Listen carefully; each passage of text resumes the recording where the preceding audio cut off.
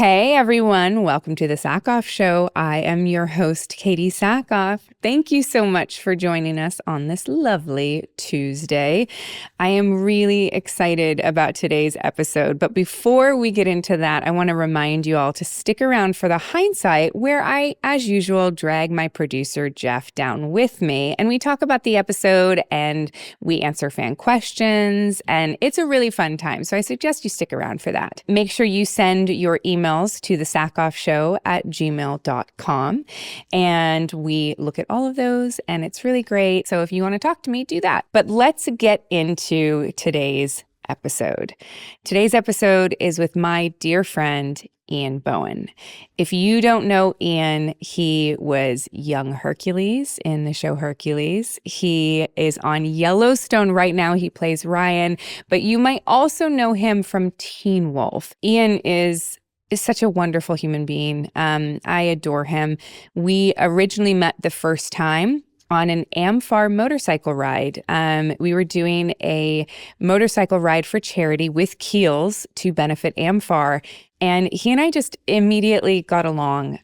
He's so wonderful, and he's a really cool dude. And I hope that this episode allows you to get to know him a little bit better, because he is, like I said, really, really cool. And Yellowstone is coming to an end right now. So if you are in the middle of it or not there yet, I don't think there's any spoilers, so you're going to be okay. But go ahead and listen to this and then go check out Yellowstone on Paramount+. I also want to remind you, if you find yourself in Europe or Germany most specifically, I am going to be in Stuttgart at the convention there. I believe I'm there December 1st and 2nd. I'm confused. I'm flying over on the 27th. I get there later. Anyway, it's the last few days of November, first day of December. Actually, it's coming back to me right now. My last day is December 1st. Okay, so 2 days before that. You figure it out. But if you're in Stuttgart, make sure you come see me. And I would love to see you as well. All right, I'm going to get out of your way. Please stick around for the hindsight. But without further ado, here is my friend, Ian Bohen.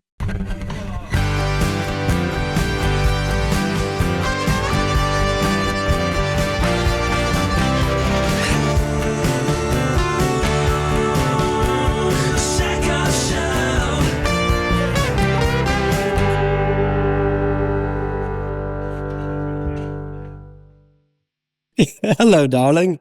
Hi.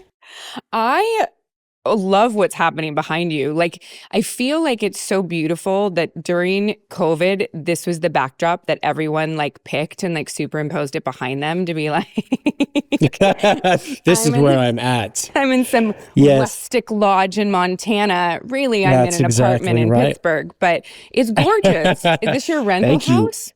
Yeah, this is my Montana pad, and it's it's sort of true to form, the westerny. It's cabiny, really high ceilings, and great materials and stone, and a big industrial kitchen in the back there, which is where I cook all my food and hang out and just kind of sit and watch the fire and the animals outside. I mean, it's amazing. Your Instagram is full of it. Full of the house, and when the snow starts coming down, which you're getting closer to. Yeah, I lived in LA for so long and had that feel of what it is. And then when you get someplace new like this that has 4 seasons and has a totally different character and tone to it, you just want to embrace it and kind of love it and be in it. I spent so much time trying to get to the new place that I was going to, the next, that I didn't ever sit and just be and fall in love with my parking spot, as my friend says. And so now I just sort of love this place, and it's very peaceful. So it's, for where I'm at in my life and my career, this is a good spot for me. Yeah. You and I, we've talked a little bit about that just in passing over the last few years, that just sort of that idea of not chasing things anymore is, really refreshing in a sense when you get to that place in your life. What brought that on with you? Was that a symptom of COVID? Was it, because I know that we talked a few times during that, and were you guys you were filming Yellowstone at the same time? I'm trying to do the timeline in my head. So for 2020, when all the madness started and everything stopped, we spent the better part of the year until August trying to figure it out like everyone else. We were given permission as one of the first shows to resume work within the protocol, largely because we shot outside in an incredibly remote location. So the theory was, well, it's going to be much harder to get the virus there and transmit it given those circumstances. So they said, you guys can start working in August. So we went back and shot our season then. And we had no shutdowns because of that. It was extremely difficult with the protocols and the testing and the way it all worked, but we got through it. To answer your question about chasing, as an actor, when you're young and you're getting into this business, the whole idea is to to be selected, to present yourself and to be hired. So your validation comes from an external source of being chosen. And you just sort of learn that that's what you're doing. You're looking for employers to pick you. Right. And it takes a long time and you have to go through that. No one is sage enough to just understand that the values within and all that stuff, which is true, but you have to, and we all hear about it, but you don't actually get there until you internalize it. After you've gone through all of the crap first, you go, this isn't working. What am I supposed to do? And then you come full circle and you get back and you go, I get it now. And that's when you can sit and be peaceful. And that's what I want now in my life. I want a sense of very like Zen peace instead of the rat race and the chase. And then ironically, when you get there, that's when everybody's like, now we really want you. And you're like, So it's ironic. It's such a crazy business. But I try to impart this on young people when they ask about this as a profession. I'm like, you need to start with some foundation things and build from there. And it seems counterintuitive. But trust me, when you get older, you will be so thankful for it. I had to learn the hard way. I'm repairing some of that stuff. I think we all sort of learned the hard way how it pertains to ourselves. But you grew up in California. Did you always want to be an actor or did you fall into it? No, I fell into it. I wanted to be a fighter pilot when I was a kid. I saw Top Gun when I was 9. And I just fell in love with aviation and Tom Cruise and the Navy and this idea that you could fly these airplanes. 9 years old, you know nothing. And at the time, I thought that Tom Cruise was actually flying the planes and that they just incorporated that. Tom Cruise is not flying the planes? Well, evidently now he actually is. But he wasn't then? But back then, apparently it was just like a movie. It was make-believe and Tony Scott just made it look like that. I was none the wiser. My mother let me have my fantasy. Of course. We all want to believe that Tom Cruise does everything. And I'm sure he does now. The more famous he's gotten, the more he's allowed to do it. He has his own jets. I know. So that's what I wanted to do. Yeah. And my whole life was predicated around that until I was about 11 or 12 and I had to get glasses because I couldn't see the chalkboard. And I was like, what is that? So I went in, the doctor, and the moment he said, your vision isn't any good anymore at 11. And so I knew immediately that the dreams were quashed because you can't, at that time you couldn't, there was no remedy. Right. So I cried and went home and ate a bag of carrots thinking that would fix my eyes because I'd heard the carrots were good for your eyes. And I'm like, this'll do it. I was crying and eating carrots. No. And my mom she just let me do it. And then once I got over that a couple of years later, that it was this idea that, Tom Cruise is an actor. He's just pretending, but you could always pretend to fly planes. You could pretend to be in a submarine. You could be a firefighter. You can do all these things if you're an actor, and that's an option. And I was like, that's really interesting. I love movies. I was a really geeky kid, and I'd come home and put in the VHS tape and watch, film in the afternoon instead of do homework. And so in that sense, I fell into it because I liked those things to watch and to the magic of it. And when I had an opportunity to try out for it, we took a shot and they said, we're going to take you on consignment. If you do well, we'll keep working with you, this agency. If it crashes, we're going to kind of let you go and you can go about your life. And since then, I just haven't quit yet. Yeah. Yeah. I don't even remember how old I was, Ian. I remember seeing you on Hercules.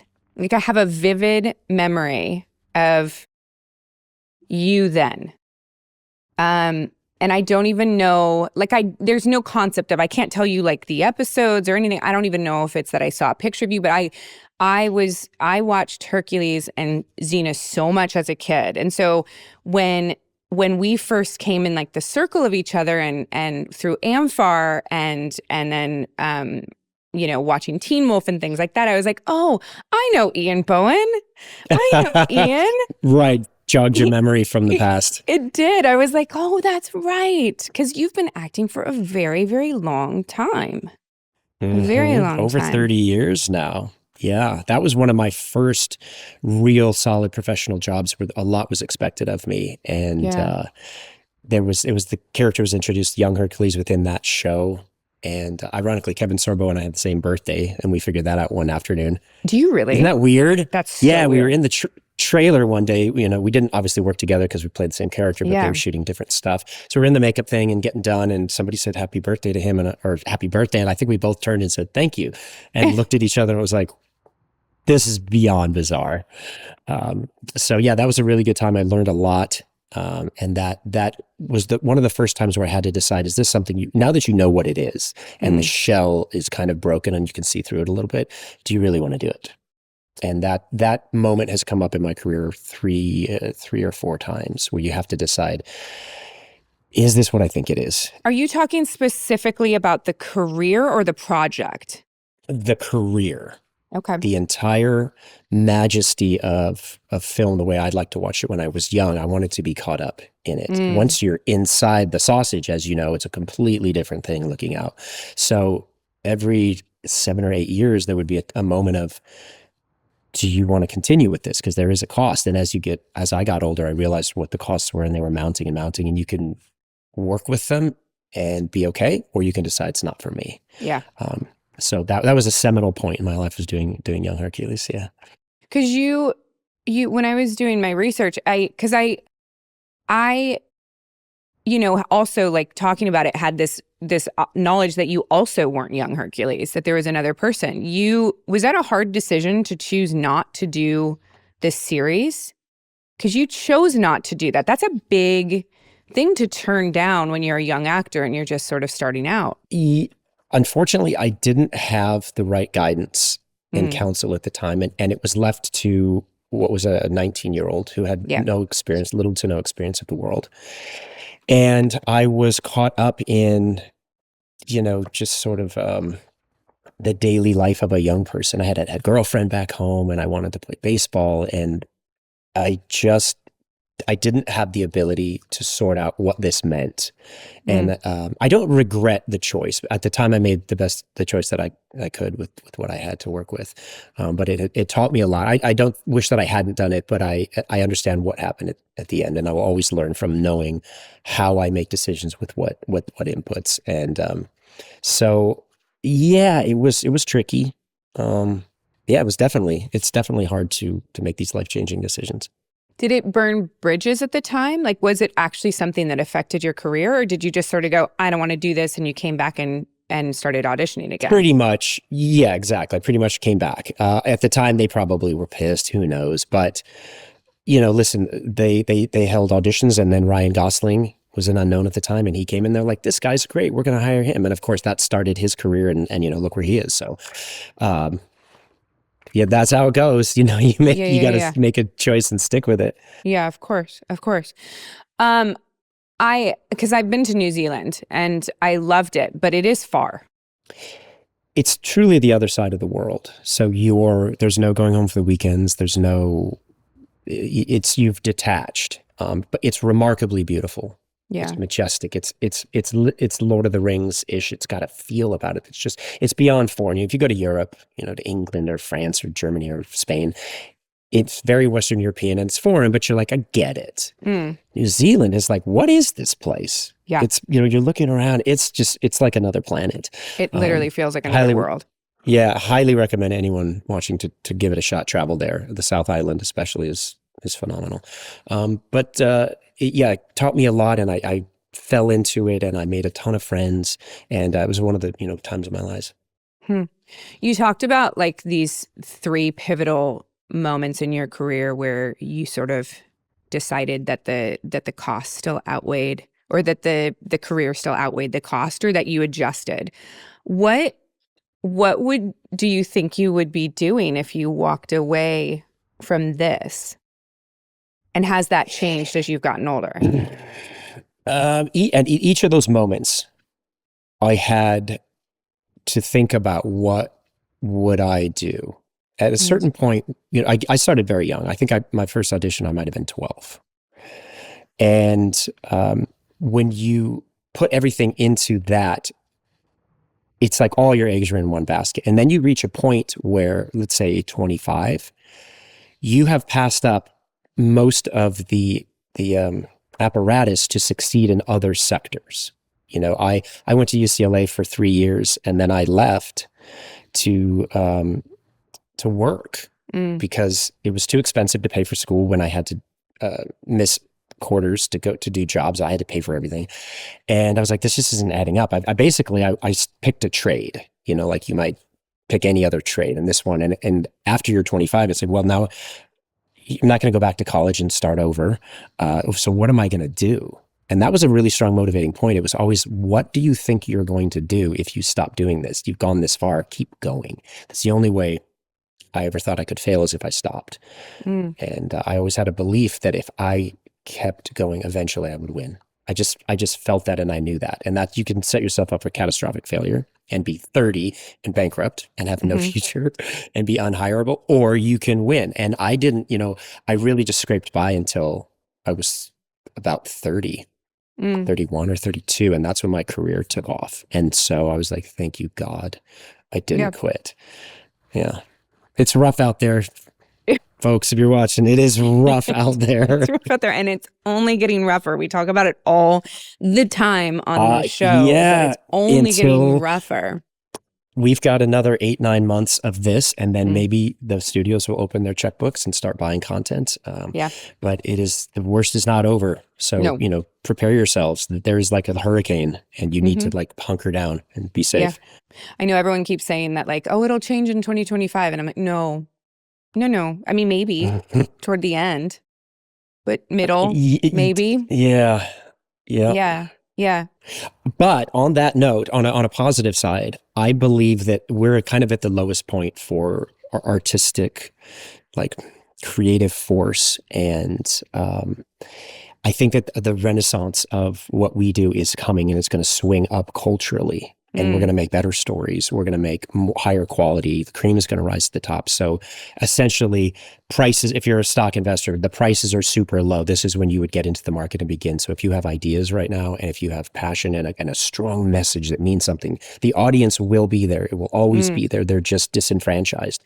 So this is the time to start like spending your cash in the market and getting ready, because it's going to swing up again, and Agreed. You will be in. So that's what I'm positioning myself for.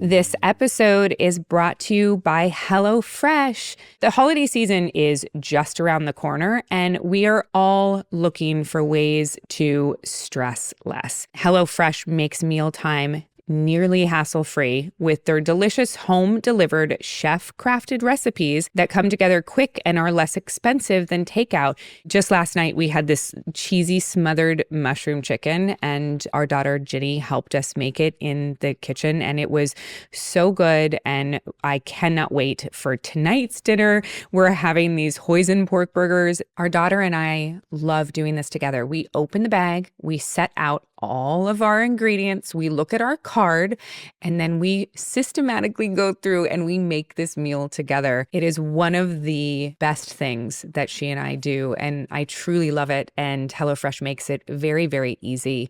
The whole family can enjoy this. Get 10 free meals at HelloFresh.com/FreeKatee. Applied across 7 boxes, new subscribers only, and varies by plan. That's 10 free HelloFresh meals just by going to HelloFresh.com/FreeKatee. That's FreeKatee. America's #1 meal kit.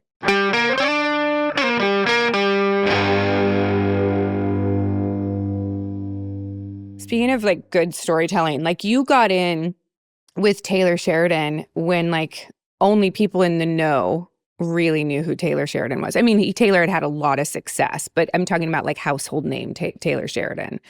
Sure. Yeah. What was it about that like pilot script, or I don't know how many scripts you got when you decided to play the character of Ryan, but like what was it about that made you sort of say this character, this show? Because on paper, the character from an actor looking at it, I would have thought that you would have said, well, maybe the part's too small. What's this going to grow into? Like, what made you have the faith in Taylor in that show and that character? To go back, I had worked for him a few times before. Most recently, and not the least of which, a film called Wind River. Mm. And after going through that process, and it was a very intimate film in terms of the scope and the amount of people and the contact you had with the performers and Taylor, and working together through these sequences and understanding what he's doing and what his message is and how he works and what is he all about as a man and as a creator. And when you can sit intimately in that for enough time, you get a sense of somebody. And I thought, this is how I want to work. This is what I want my days to be like and to feel like. And that's great.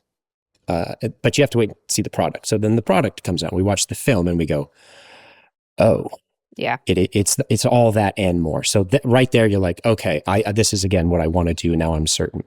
So I read the script, episode 101 of Yellowstone. It's called Daybreak. And I finish it and I'm like, well, this guy's career is set forever. That you could just feel the words off the page. So I get tasked to read for Jamie.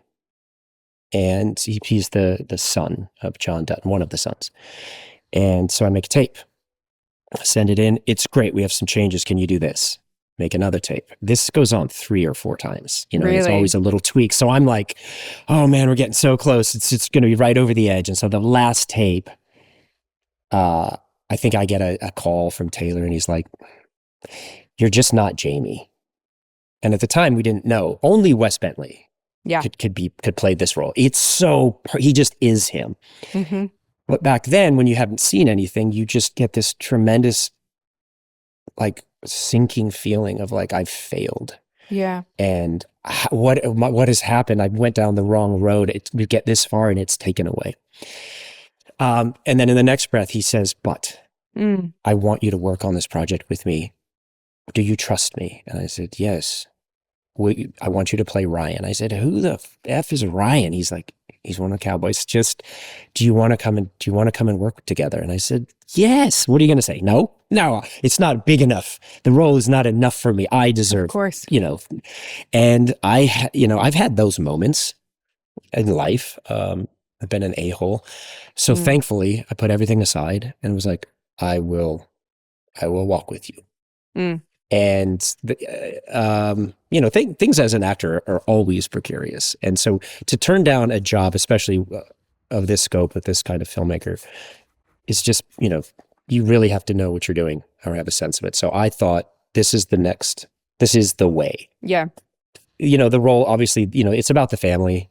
It's about, what's going on in the nucleus. The bunkhouse is a separate, wonderful bridge between the drama and the violence. We have some levity that's great. And it's wonderful. So I've learned to understand that, again, it's not about the number of words on the page at all. You can have boundless number of words to say in monologues, and it doesn't necessarily make it more important than sitting and listening and being part of it. So that just taught me a ton, is how to act without saying anything, which, they don't really teach you that. Mm-hmm. So it's that's the saga of how I got it. And then, thankfully the role has gotten more and more germane to the story and the characters and, love interest in it. And the conclusion this season is very, very satisfying for me. I'm quite happy with how it's ending up. Did your team try to talk you out of it? They did not. They did not. They're always opportunity based. We have a mantra, or I do, that I try to share with my team, which is the power of yes. is far greater than turning things down. Now, there's definitely, Amen. you have to know your worth. You have to know your worth. And sometimes people will try to take advantage of you, and you have to be critical. So after decades of experience, you have the ability to see what is what, and then it becomes a little bit easier. But there's always something on your shoulder, speaking cynicism into you. Like, make sure you don't get in trouble over here. Don't do this, or you're better than this. And if you just sort of set and go with your gut feel, always the power of yes usually prevails for me. How many seasons did you guys think you were going to do based on what you've done? I didn't think about that first season. Second season, we thought, this is really, people like this. After the third season, it blew up, and we thought, oh, wow, we could probably, that was the first time it crept into your mind, like the fantasies, the projection of what, and that's when the danger begins, because that's when you set yourself up to get hurt. But after season 3, we were like, this could go on as long as he wants to write it. Yeah. This could go on for 8 years. Or, till one of the cast members decides that they don't want to do it anymore, which is, what ultimately ended up happening. But you always, you don't count your chickens. So we just think, this could be our last. So you work on it like it's your last season. And we were very fortunate to have basically 6. We know 5 was bifurcated into A and B. So essentially six seasons. And that's a good long run. I mean, most actors, 90% of them will never see a series that goes 6 seasons. I know.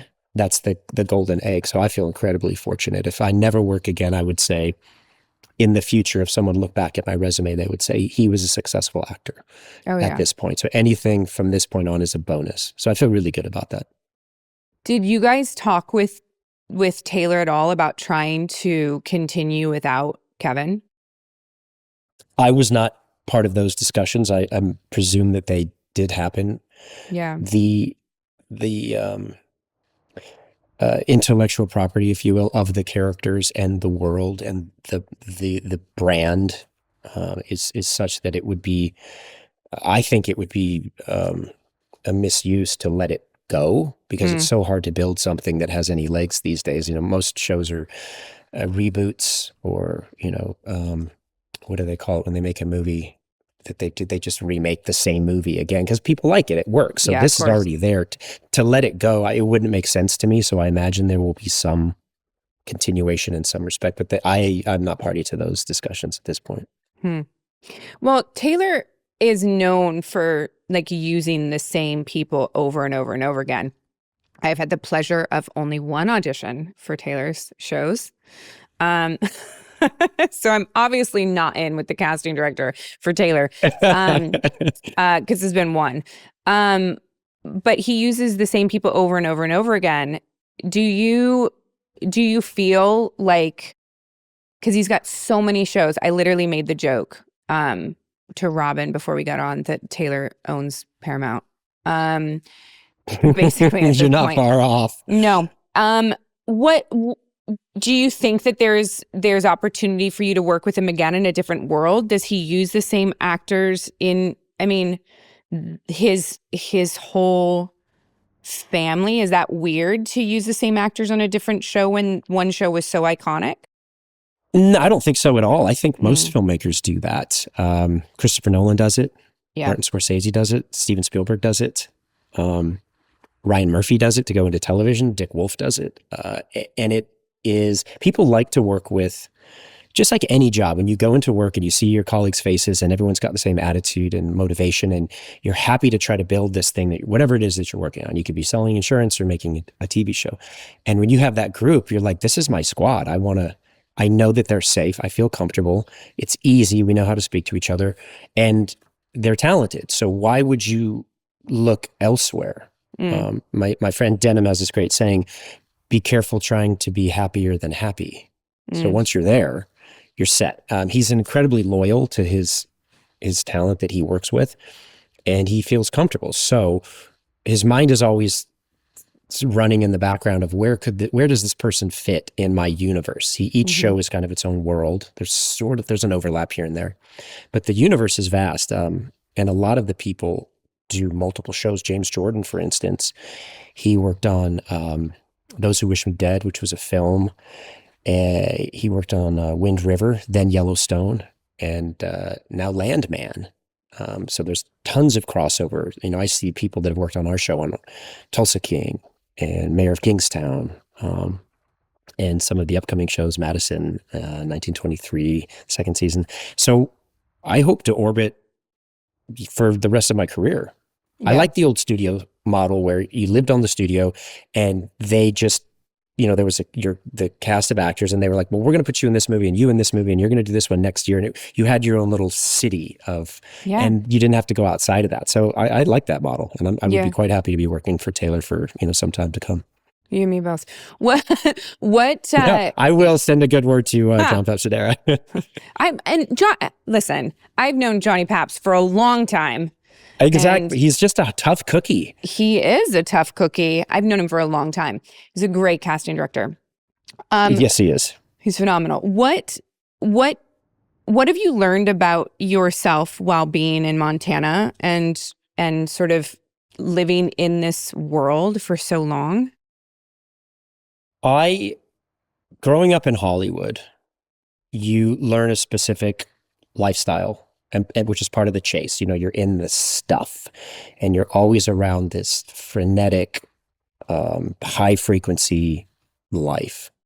And you feel like this is the way, this is what it is. And when I got here, I would frequently make trips back. I would always want to go back home, like a homing pigeon. I was like, I got to get back to whatever is safe and what I understand, what makes me feel comfortable. And I'm reminded of this idea that outside of your comfort, if you lean into it, is your growth. Nobody wants to do that. It's uncomfortable. I want to go home. When I got here, I really had to push through that because it is stark sometimes and barren and lonely and even silent. There's nothing. And the silence can be so aggressive because you're like, I just like the white noise of the city and the rush and the stuff. You can fall asleep to that. You get it. It's comfortable. And the starkness of this it's very jarring, whereas it should be peaceful.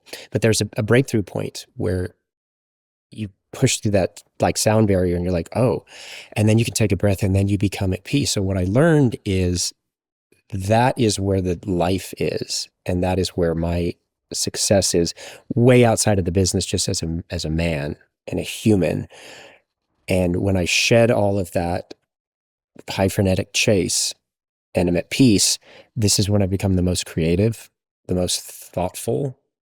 I become way less selfish. I look out into the world instead of in. And I have like the motivation to build and to make and to do more. So that was a piece of my life that I just never had. And it took a long time to get there. And that's why now I don't want to go away anymore. I don't want to go home. This is where I live for the majority of each year. Yeah. And that is, it took a long time. I'm getting older. I wish I had understood this in my 20s, but better late than never. Something, you talked about this quite a bit, but something sort of like happened to me very similarly to you. So I wonder if it is just age and sort of the benefit of hindsight whilst still moving forward, where I think that thing of realizing what's important, like to me, came crashing through, like in my late 30s.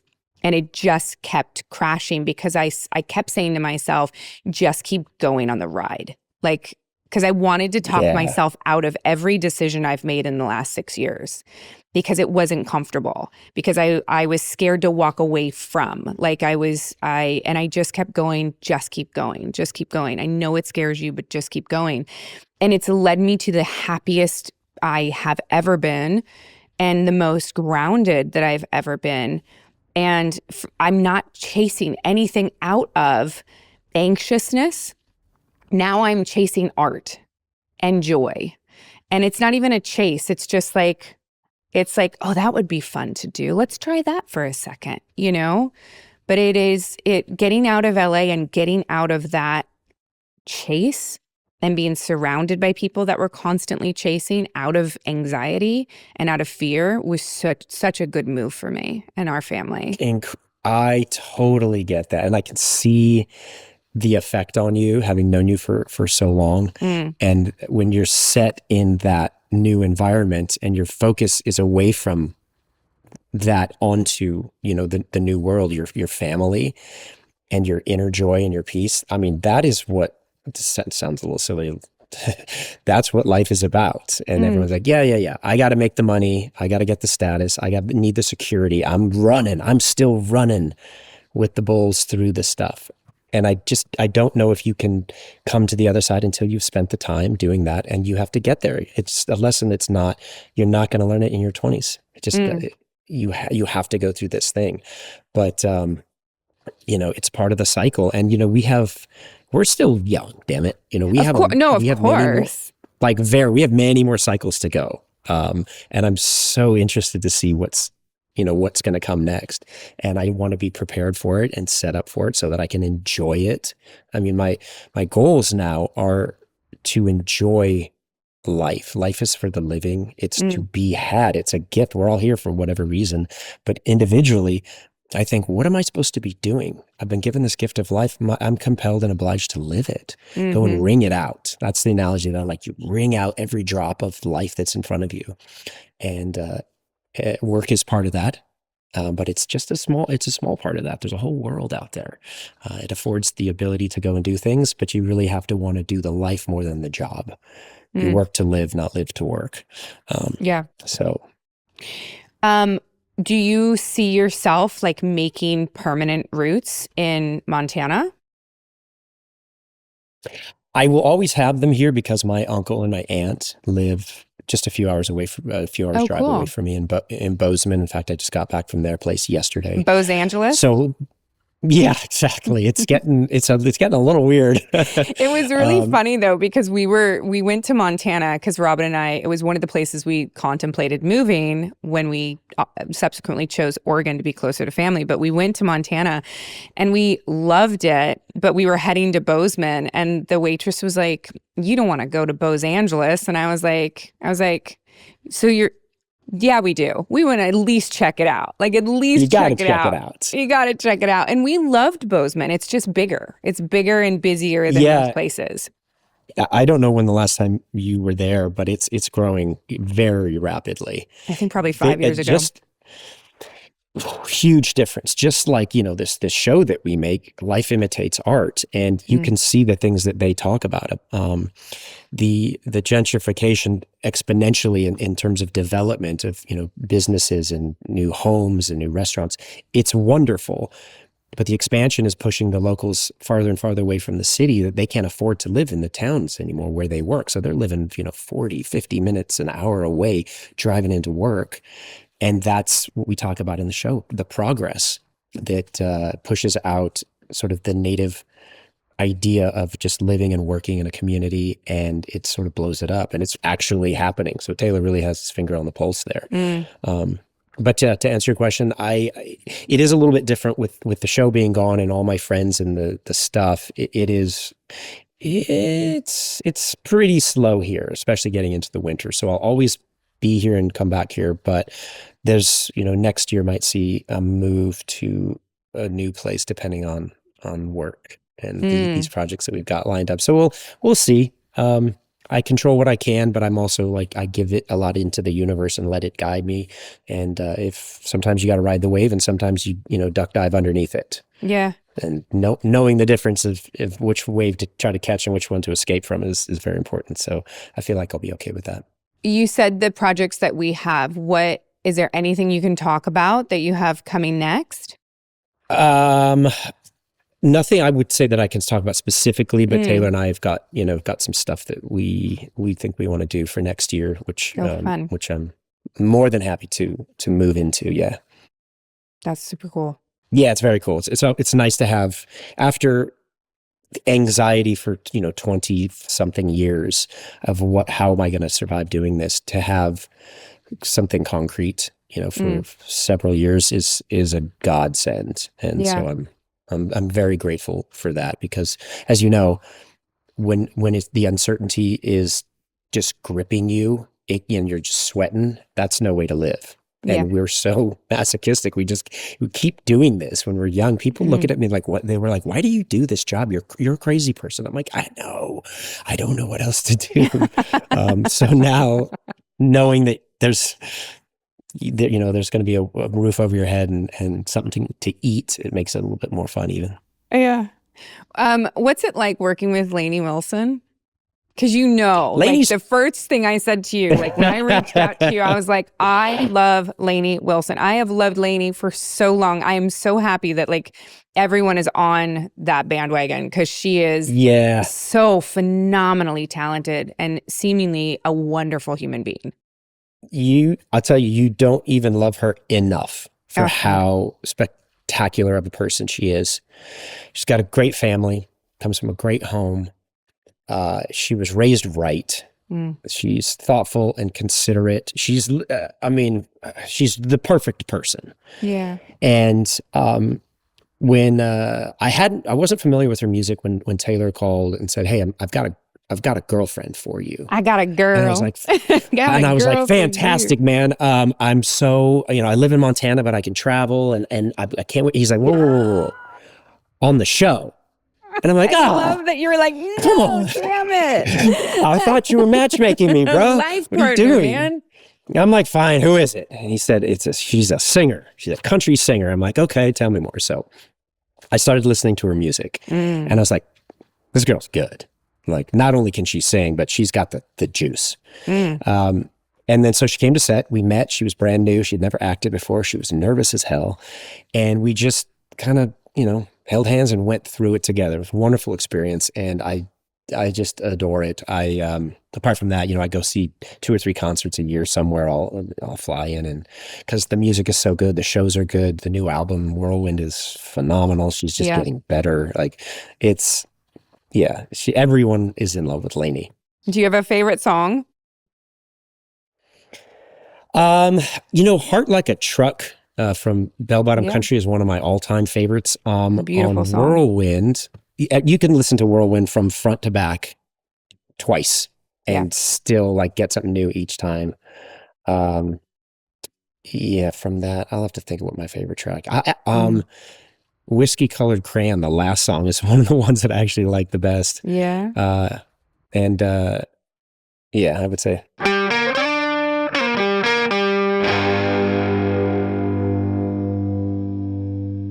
This episode is brought to you by Masterclass. Are you struggling to find the best gift ideas? My husband is incredibly difficult to shop for. He's also a massive Formula One fan. We also really love Lewis Hamilton and Mercedes. Well, Lewis Hamilton has a class called Winning Mindset. Wouldn't that be amazing to learn all about the winning mindset from an absolutely amazing teacher, Lewis Hamilton? I think that would be so exciting. A few of my favorite classes are Jay Shetty. Absolutely love Jay. Shay McGee is a designer, and her class literally helped me design my house. Radical Candor is another one that I really love with Kim Scott.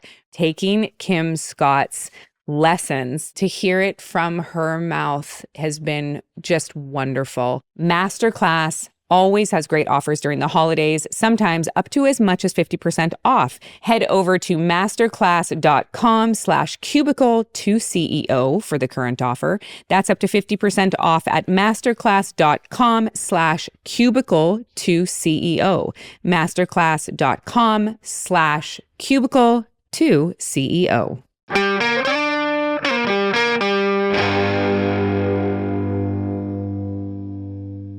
I just love this. I love talking to you. I don't even know if we've talked since you went up with the Blue Angels. I think we've messaged. We messaged. Yes. That's been a while. Yeah. That was a long time. We haven't talked for a long time, Ian. I mean, we haven't talked. We've talked and we've texted and stuff, but we haven't right. We haven't had a session. We haven't had a sit down. No, I hope I adequately thanked you Of course you did. for that. That was and again, so taking it back to my lifelong dream of being a Navy fighter pilot and going to see, I have pictures of me being, 10 at air shows with the Blue Angels. That little boy holding the certificate of like, hi, I talked to the guys or whatever. So for those who don't know, Katee called me one day and was like, hey, do you want to take a ride in a Blue Angel? And I was like, is this a prank? That's all I want to do in the world. I would trade everything. It took, a year and a half to get approved by the Department of Defense because they take that stuff really seriously. And it just happened one day. I got a letter in the mail that's saying, congratulations on your selection to ride. And I cannot tell you how that impacted my life. It's the most exciting thing I've ever done in the world. I'll never get to do it again. I have the most amazing video from inside the cockpit and all around it. It truly was the best time of my life. Yeah. I don't know that I would want to be a pilot as much as I thought I did, the way they have to do what they do. I kind of like what I'm doing now, but it was the most phenomenal thing I've ever done. One of the things that makes me the saddest in this world is that we don't know what happened to my video from inside. It like disappeared and no one could find it. And no, from the GoPro? Yeah. And it breaks my heart. And so I never got to see it. You'll have to go again. And so that's what I told Steph and the guys. You're going to have to let me go again because there's no proof now other than they put Starbuck on the side of my plane, and it was really cool. It was I am a scared flyer. So for me, it is the least afraid I have ever been in a plane. There was no fear whatsoever while I was in that plane.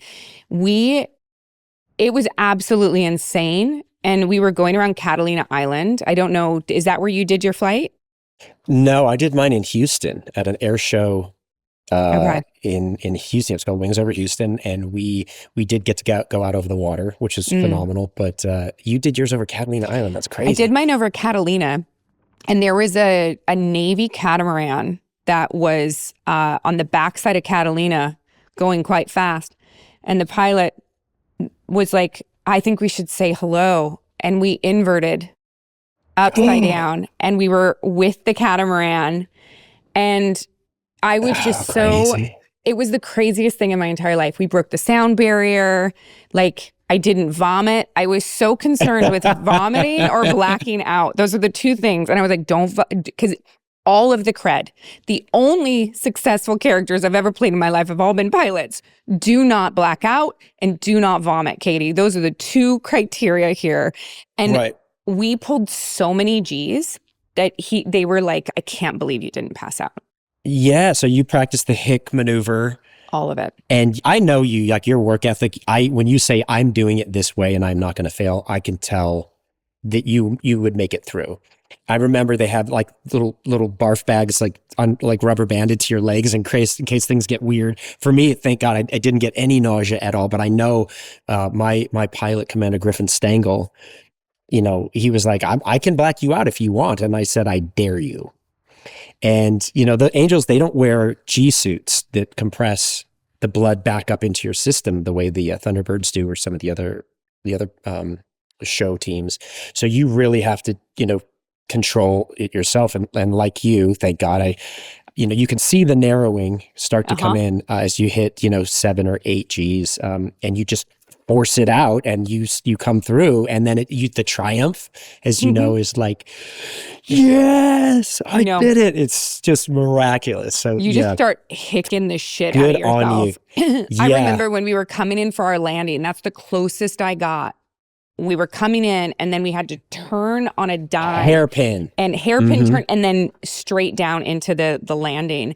And that turn into the landing was the only time where I was like, and I'm narrowing. And I was like, hick, hick, hick, hick. Yep. and then you just fight it off. And then it opens back up again. And then it opens back up. And these guys do this, all the time. Can you imagine being a combat pilot and like, these people are for real. They're heroes. I am just over the moon about these guys and women, of course. I agree. Yeah, absolutely amazing. It's absolutely amazing.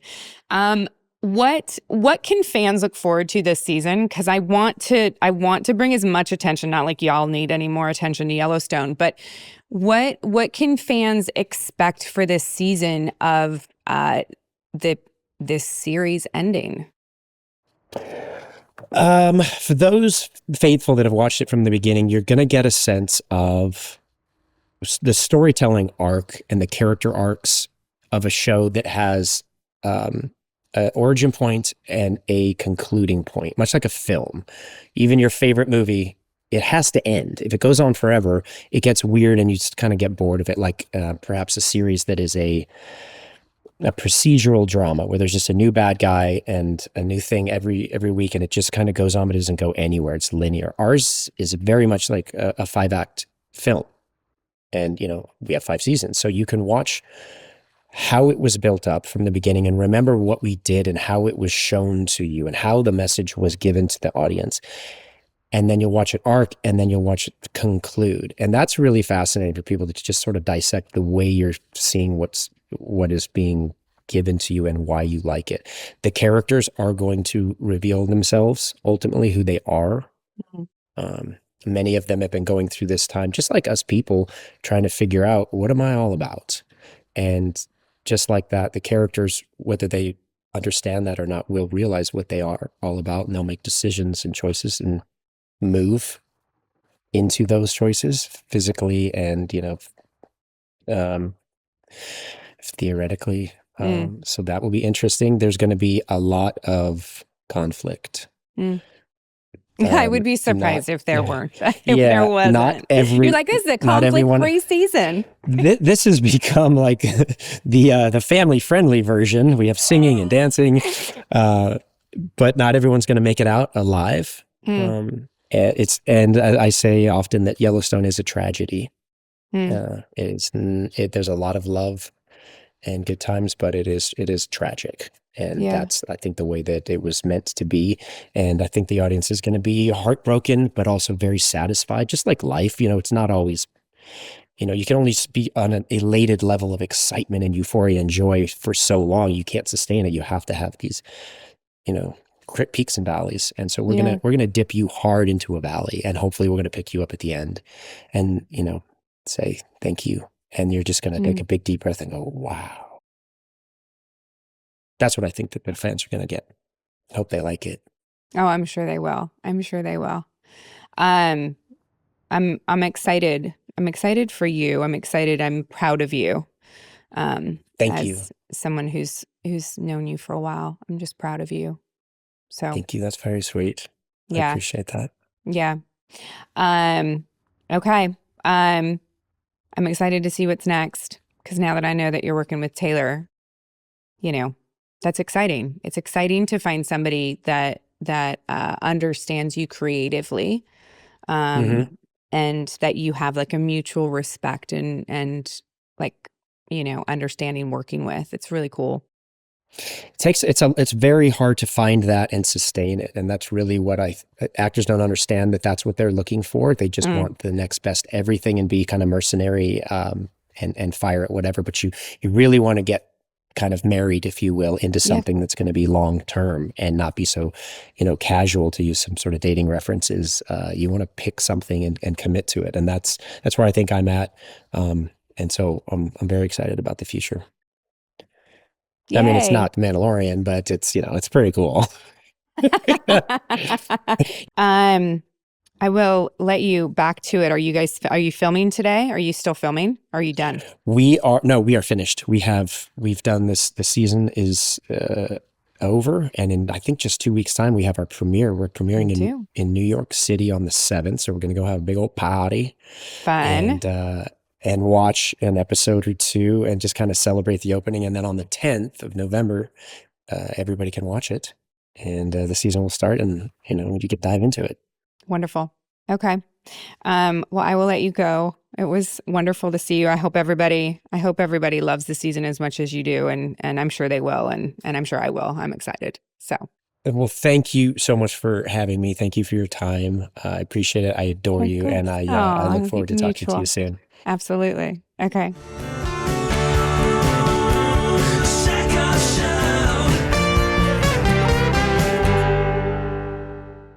Hey everyone, welcome to the Hindsight. I'm still Katee, and this is my producer Jeff. Hi, Jeff. Hello, Katee. Hi, you downgraded. You're not a co-host anymore. I got 2 weeks of co-host, and what did I do? What did I do wrong? Did I go to my head? You swiveled too much in your chair. Yeah, I've been relegated to a non-swiveling chair because I've been told that I swivel too much. So I mean, it does make sense. I try to like move this chair that I'm in right now, even with like, and the fact that it doesn't move. And when Robin and I were looking for a new chair, he was so adamant that it could not move at all. It couldn't rock. It couldn't swivel, because as soon as I sat down, I was like, isn't this great? This will be so much fun for the podcast. yeah, no, it's not fun. But It's now not that fun. I'm in a more uncomfortable chair, maybe we'll keep these shorter. Yeah, it's true, right? Or you'll get a hemorrhoid. Well, let's just keep them shorter then. Who's on your shirt, Jeff? Oh, this is a funny shirt from an Instagram thing. It's Oh my do you gosh. get the joke? Well, I didn't watch Seinfeld. I know that that's Julia Louis-Dreyfus. What's the Right. joke? The joke is that did you ever watch Twin Peaks? No. It's Laura Palmer from Twin Peaks. It's her prom photo famous from the show. Okay. And someone put Julia Louis-Dreyfus, Elaine, on it from Seinfeld.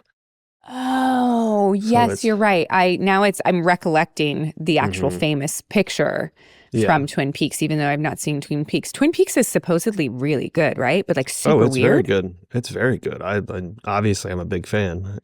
Yeah. But there's a Instagram account called Sign Peaks, like Seinfeld Peaks. I got it. Where they take both shows and mash them up together. So they'll put like a Seinfeld scene with the creepy music of Twin Peaks on it, or they'll do the opposite, where they'll take a Twin Peaks scene and add like the bam bam bam bam bam bam bam thing on it, and it's very funny. And we always say on set that that you could take the script as is from any show that you're doing and flip it and do it as a comedy or a drama. Like if you're like, we always used to say that like Battlestar Galactica could be a comedy.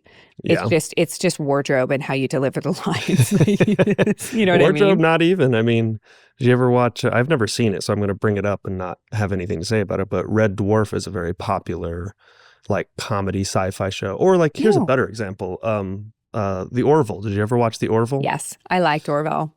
Orville was great because it was like, they were basically just doing Star Trek. And what was really great about that show was like, it was silly and funny, but then as the show went on, you were like, this is just like Star Trek. And I'm like, they even were kind of like, what if we just made Star Trek?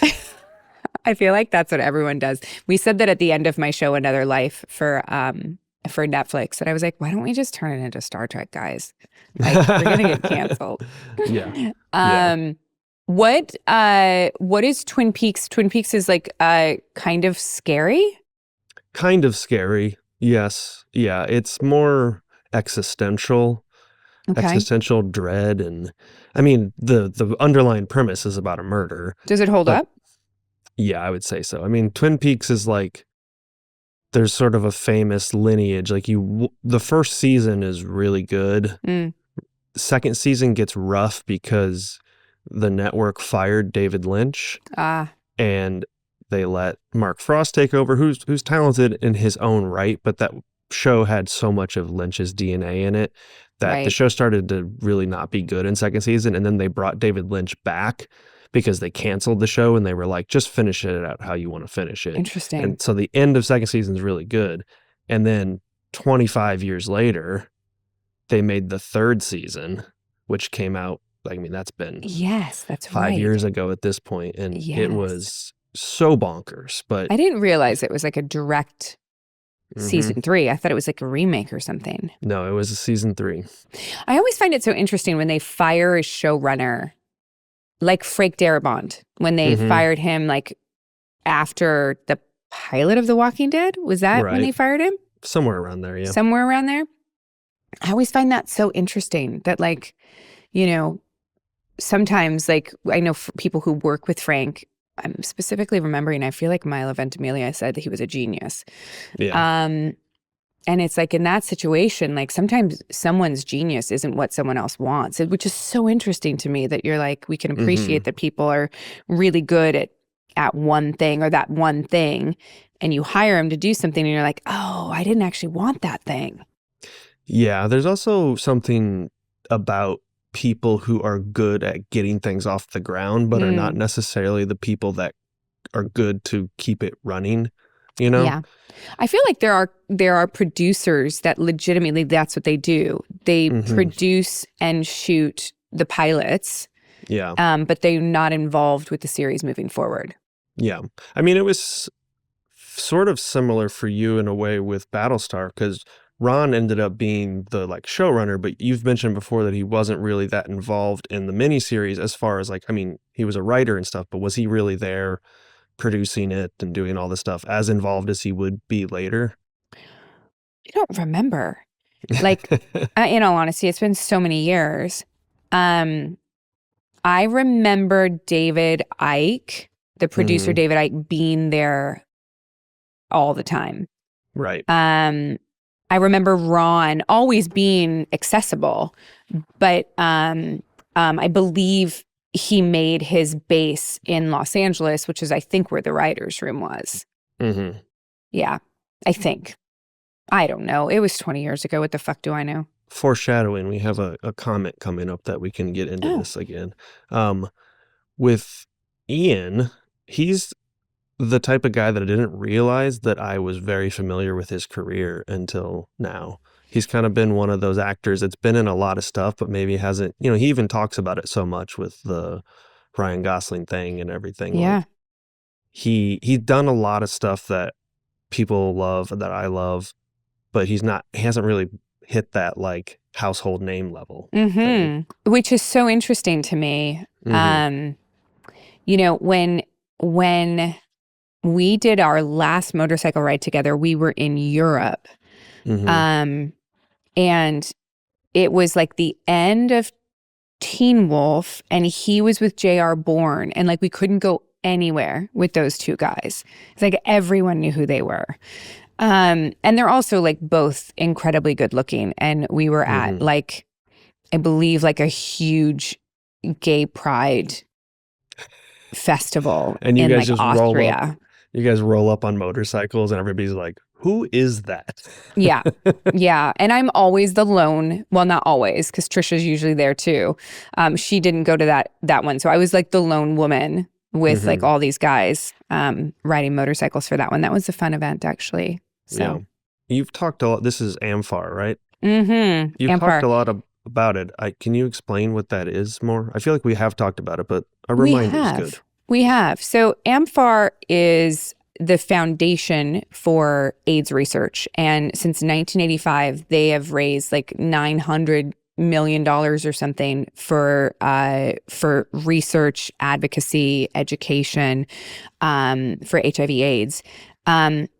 I met them years ago through Keels, where Keels started to do these motorcycle rides that benefited Amphar. And I met Chris Salgado, who was the president of Keels at that time, who now owns and started a company called Atwater. But I met and became very good friends with Kevin Frost, who is the president of Amphar. It is the thing that we have seen in our lifetime. We will see a cure for HIV/AIDS, which is amazing. It is amazing. We're very close, aren't we? We are so close. We are so close. Yeah. We're so close, but it's not over. So anyway, so that's how I met Ian. And we've just become really good friends. And it's so funny because I loved him in Hercules. I know, you mentioned. Right? Yeah. Like I remembered him, but I didn't. Right. You know what I mean? Like because of the switch with Ryan Gosling. And I was like, oh, that's right. I've always been curious what his thought was on that, you know? Right. Did they, if I'm recalling, didn't they spin off Young Hercules into its own show too? So young Hercules was on Hercules, and Yeah. that's where Ian was. And Mhm. then they wanted to give him his own show called Young Hercules, and he Oh, I didn't want to see. move to New Zealand, and that's when they hired Ryan Gosling. That's very funny. Yeah. Yeah. Yeah. So it's hard not to have that comparison, though. Like, shoulda, Yeah. woulda, coulda, you know. But at the same time, people don't really think of Ryan Gosling as his career launching from Young Hercules. No. Like, No, I don't think anyone. I mean, Mickey Mouse Club probably before yeah, that, right? Mickey Mouse Club, but then he was I in mean, The some. Notebook turned him into like a movie star. Yeah, he was. I really like. This is truly the first time that I'm even realizing that he was in Young Hercules. So I don't think I'm saying this as a way that I don't think Ian should feel that Young Hercules launched Ryan Gosling into Ryan Gosling, and by missing Yeah. out on that, he lost some big opportunity. Yeah, I don't think so either. He's also been in some really cool projects. So He has. I mean, Yellowstone's like the biggest thing in the world. So I love his story about Yellowstone and Mhm. working with Taylor Sheridan. Yeah. And because Taylor is incredibly talented. But I find that, that trust that he had in Taylor Mhm. to sort of see what he was going to be, because of the stories he was telling and the passion that he had and the sort of commitment to that type of storytelling.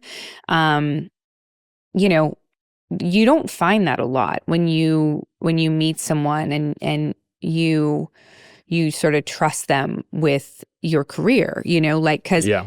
because and I said this to him, like when he took Yellowstone, I was like, that is a small part, my friend. Like, Yeah. what are you doing? And, Yeah. he knew. He just Yeah. knew. Yeah. I mean, he's on one of the biggest television, not even just shows, like franchises in recent memory. Like, and to Yeah. be in good leagues with Taylor Sheridan is like, it's good company to keep. Not bad. Not bad.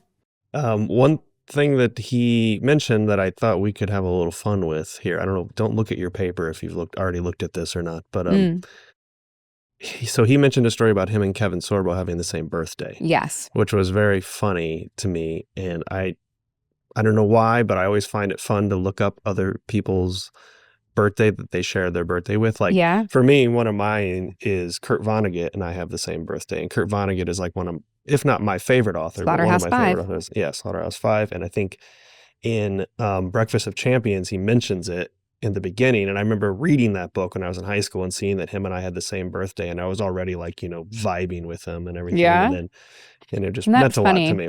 Yeah. I can tell you 3 people that share my birthday All right, without I made a even looking list. at this list. All right.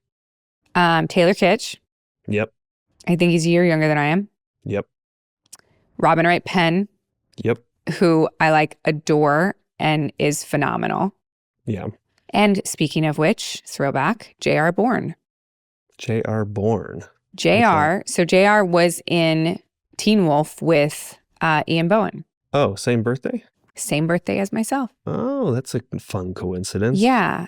And I feel like there's one other person that I know There's more than of. one.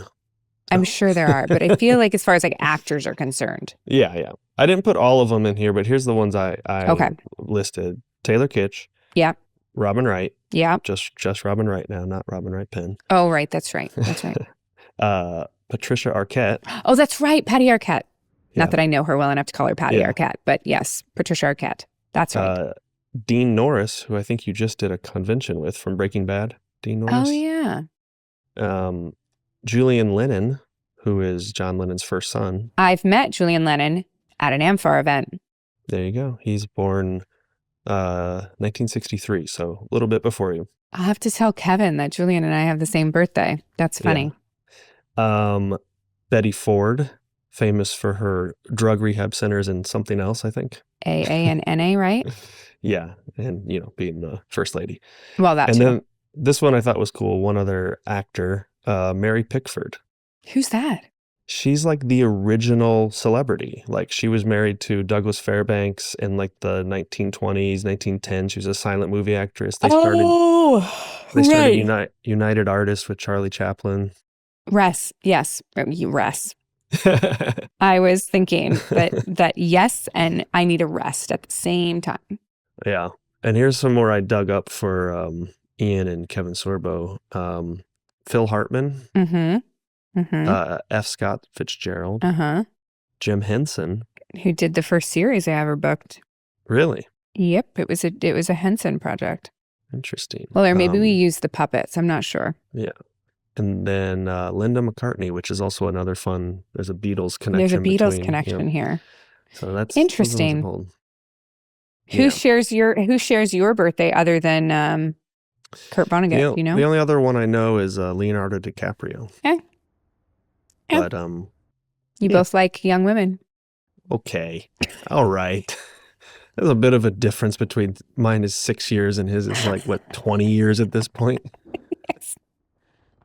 Yep. It's true. It's true. You wrote here industry slump, just like to continue to just. Well, it comes up a lot in your conversations, and I don't know if we've ever actually plainly talked about it in a sense. Like we're always saying it's tough right now or it's rough right now, but I think this was the first time that with Ian where he actually put like a time frame on it. Like he said 6 to 9 months or something like that. People will start, but I don't know if he's reading tea leaves somewhere or something, but yeah. I don't know. It's funny because my lawyer said that it will be far into 2025. Yeah. So I think that it's a combination of a myriad of things. But I think that COVID shifted our industry.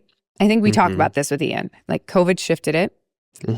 I think that streamers started realizing and then publicly acknowledging the fact that they were not lucrative unless they were a streamer that had another income source, i.e. Amazon, Apple, Disney. So they started producing less content. They started giving less money. And then the writers and the actors decided to go on strike. What all of that did was it taught studios and producers that the good people of Australia and Europe and Canada will continue to work when we're not.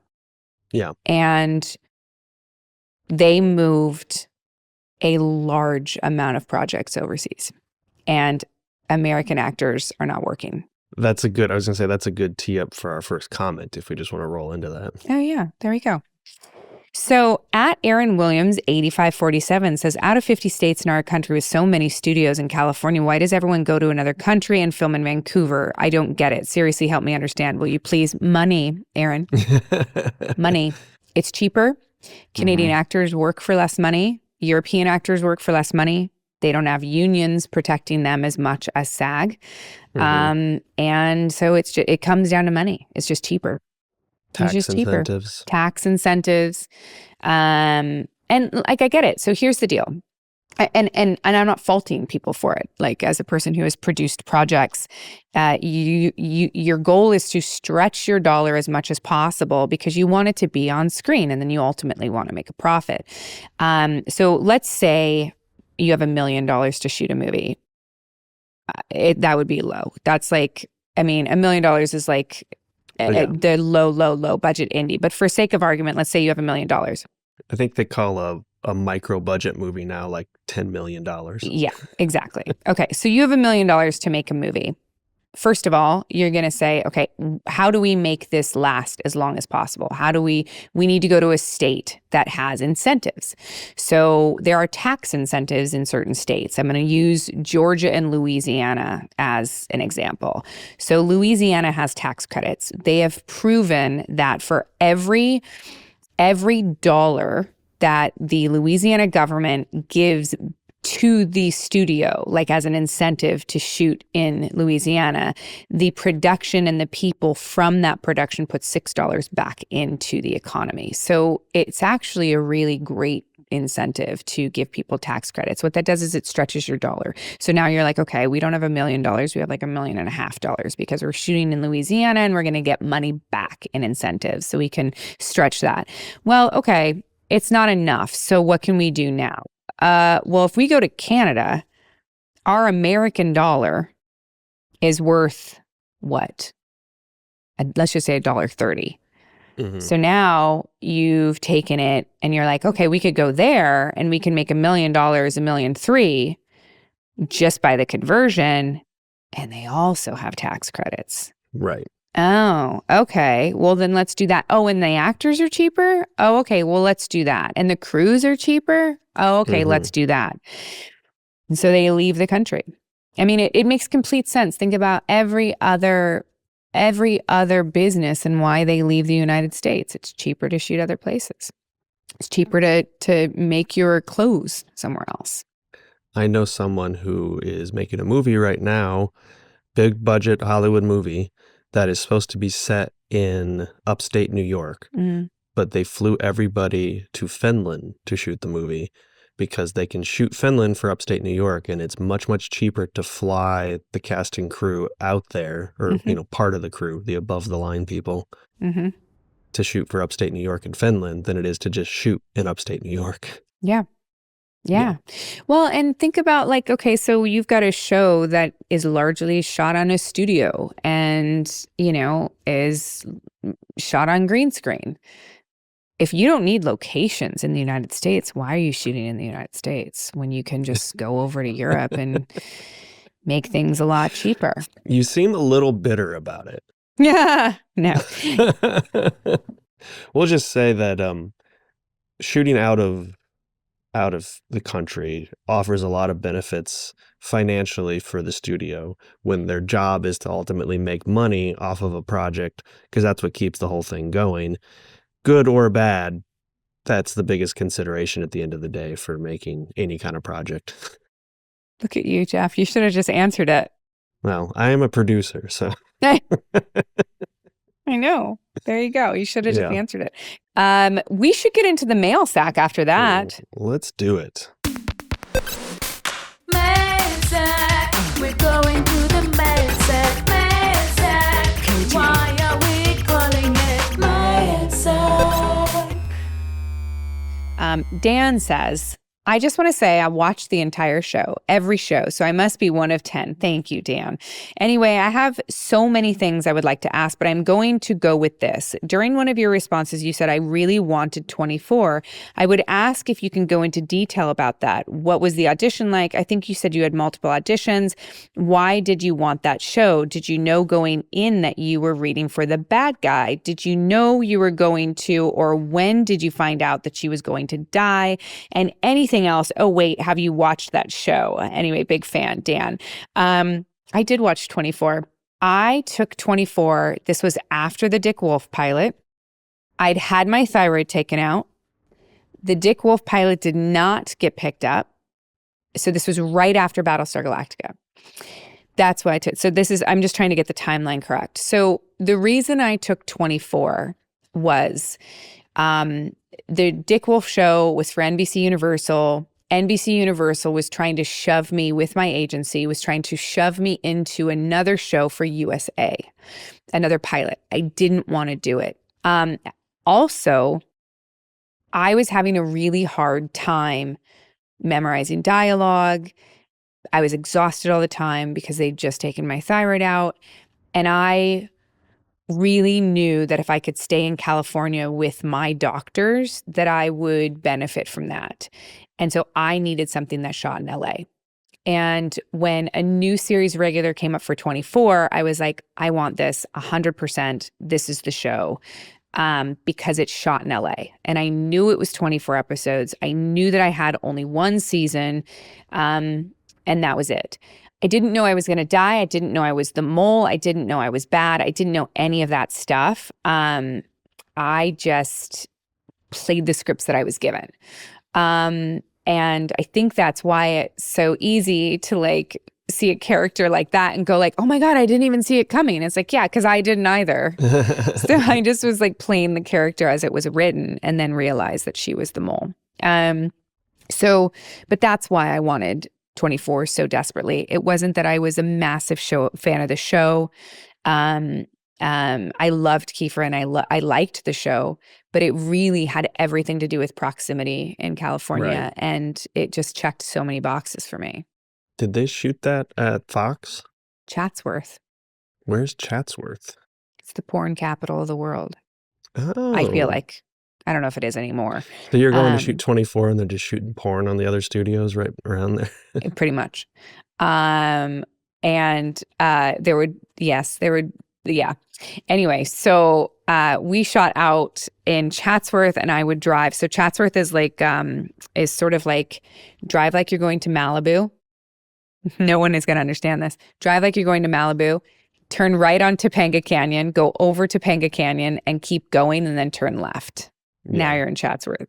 We're just proving that we're California people. I mean, you're not anymore, but It is how we give directions, isn't it? Just giving directions is our thing. So when you say go towards Malibu, you got to take the 1 towards Malibu, right? And then you the 10 to the 1. The 10 to the 1, and then 10 you to take the 1 to Topanga Topanga. Canyon. Yeah, got it. Okay. Yeah. Or could you take the 101 around? You could go around the backside. You could. You could take the 10 to the 405 to the 101 to the 140, I think it's called, or something like that around the backside. Now people think we're talking porn again. Okay, Trevor says, I can't thank you enough for making See You Next Tuesday official. I'm not sure if you realize this, forgive me if you do, but cunt is a word frequently used in the gay male community to refer to each other or our occasionally sassy behavior. Given your popularity in the world of gay male sci-fi fans, it was a delight to hear your fondness for the word. I'm dying right now. I'm so happy. I'd now like to officially propose a nickname for your gay fans. Cunties or Katie's Cunts sounds great to me. I love you. I love the show. I love all your work. And that's what's up. Oh my God, Trevor. The word just keeps going. Yeah. Like there is such a beautiful life to this word. What do you think? Cunties or Katie's Cunts or Katie's Cunties? Katie's Cunts is a little like more dirty. You know what I mean? Like it's like, but I like cunties. I like the cunties. With a K. It almost sounds like aunties. I think it's like the cunties. You know what I mean? Yeah. Especially, I love the fact that this line right here. Are you ready? Mm-hmm. Given your popularity in the world of gay male sci-fi fans. I love that. That's I awesome. love it because when Battlestar Galactica first came out, the lack of acceptance of sort of like Starbuck was, like we've talked about, it was pretty palpable, like off the top. And granted, it shifted quickly. Yeah. But in the beginning, it was rough. And the gay community embraced Starbuck with open arms. So much so that I had my 25th birthday party at Hamburger Mary's in West Hollywood, and the drag queens made a cake for me. That's incredible. Yes. And I loved it. I loved that that character was embraced and it was, I love her. I love that. And I love that, you know, I hear so many times that Starbuck made me realize I was gay from so many women. And I love it. I love that that's who she is. I got asked a question the other day at a convention that, and I'm paraphrasing and I can't remember the exact thing, but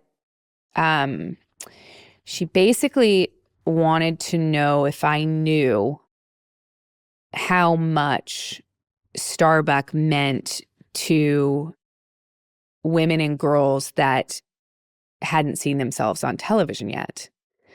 And I was like, it's funny because that's what she meant to me too. And I did this long-winded story. I was exhausted. But basically what I was saying was that, you know, when I first moved to California, I was cute and I was little and I was blonde. Yeah. And so I got every stereotypical blonde role audition that you could think of. I that is who I was. I was the dumb girl. I was the girl who you wanted her to get her head cut off. I was the girl who was like bitchy. I was Yeah. all of the stereotypes of like blondes. And I thought if I conformed to that and made myself more of that, that I would work more and be more accepted. Yeah. So I starved myself. I acted stupid. I did everything to lean into that because I thought that that's because everyone told me to. I was Right. told to lose weight. I was told to wear more pink and to say ums and likes and like, you know, I was told to be seen, not heard, and make sure I looked cute all the time. I mean, that's what I was Right. told. And I hated it because I was like, this isn't me. Like, this isn't who I am. Yeah. And so when I saw Starbuck, I thought to myself, for fuck's sakes, if I could book this, like, I won't have to pretend to be that anymore. Right.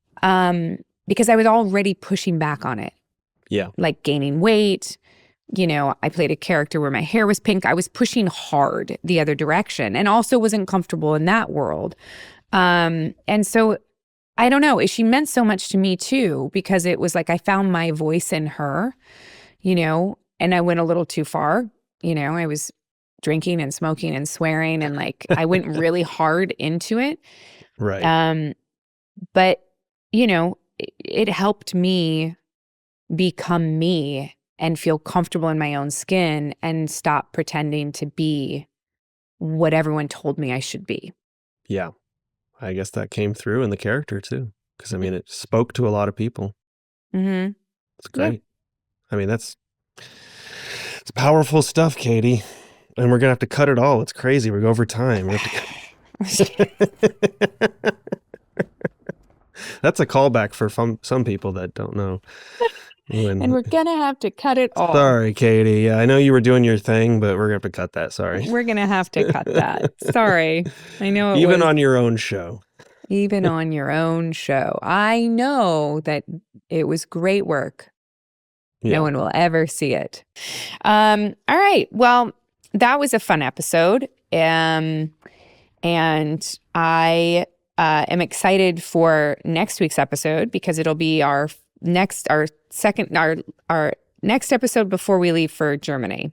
Yeah. Where I get to meet Nicolas. You get to meet Nicolas. It's going to be great. I think I heard he's excited too.